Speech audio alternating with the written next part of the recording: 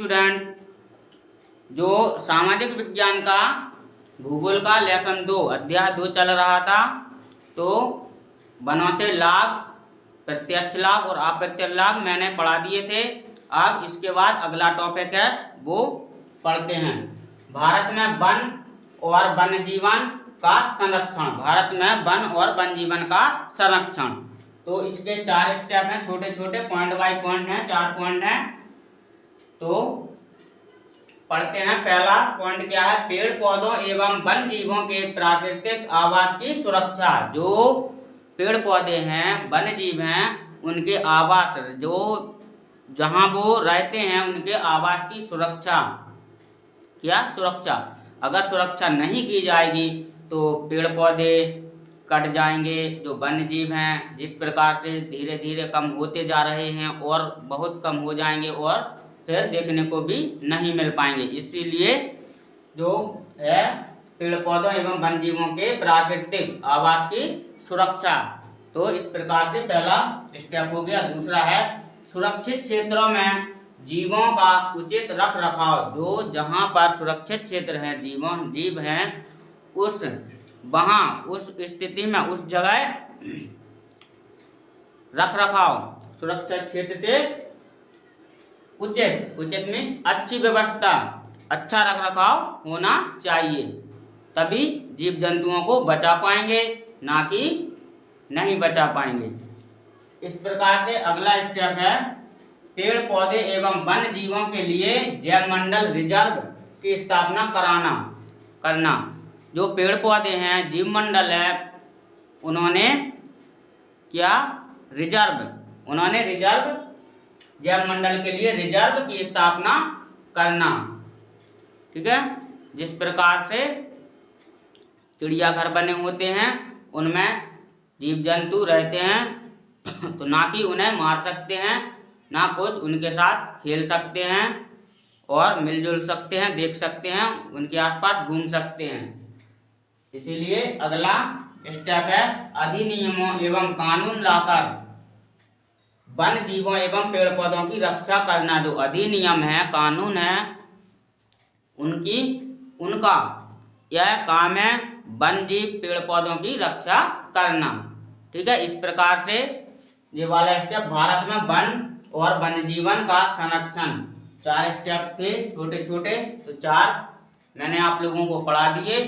अब पढ़ते हैं इससे अगला वाला स्टेप, पढ़ते हैं अगला वाला टॉपिक क्या है, वन्य जीव सुरक्षा अधिनियम। वन्य जीव सुरक्षा अधिनियम 1972 ईस्वी में 1972 को हुआ था। अगर ऐसा ऑब्जेक्टिव क्वेश्चन आ जाए कि वन्य जीव सुरक्षा अधिनियम कब पारित किया गया, कब हुआ, तो 1972 में।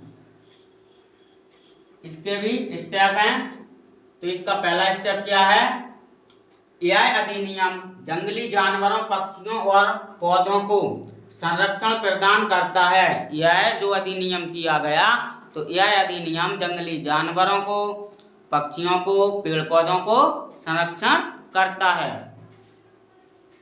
ठीक है, अगला है यह अधिनियम के तहत दुर्लभ तथा संकटग्रस्त प्रजातियों का शिकार करना प्रतिबंध है। इस अधिनियम में दुर्लभ, संकटग्रस्त जो जानवर हैं, इनके लिए शिकार करना प्रतिबंध है। वन जीवों की सुरक्षा के लिए समिति का गठन करना। जिस प्रकार से वन बहुत कम होता जा रहा था और जंगल के जानवर बहुत कम होते जा रहे थे, तो फिर इसी प्रकार से देखते देखते कि अब अगर कुछ नहीं किया गया तो जानवर भी बिल्कुल नहीं रह जाएंगे और जंगल भी कट जाएगी। तो क्या हुआ, फिर क्या किया, वन जीवों की सुरक्षा के लिए एक समिति बनाई और समिति का गठन किया। अगला स्टेप है पशु पक्षियों, जीवों तथा पेड़ पौधों को नुकसान पहुंचाने पर 3 से 10 साल तक की सजा का भी प्रावधान है। जो पशु पक्षियों, जीव जानवर, जंगली जानवरों को नुकसान पहुंचाता है या पेड़ काटता है तो उस व्यक्ति के लिए 3 साल से लेकर 10 साल तक की सजा भी तय की गई। अगला स्टेप है एक सींग वाला गैंडा, काला हिरण, मगरमच्छ, घड़ियाल, तेंदुआ, भारतीय हाथी को सुरक्षित की गई। इस प्रकार की जो सुरक्षा की गई तो कितने जानवरों को की गई? क्या? एक सींग वाला गैंडा, काला हिरण, मगरमच्छ, घड़ियाल, तेंदुआ, भारतीय हाथी को सुरक्षा की गई। इतने जानवरों को यह सुरक्षा की गई। अगला स्टेप है संरक्षण में जो संरक्षण है, जो संरक्षण मिला इन जीव जानवरों को,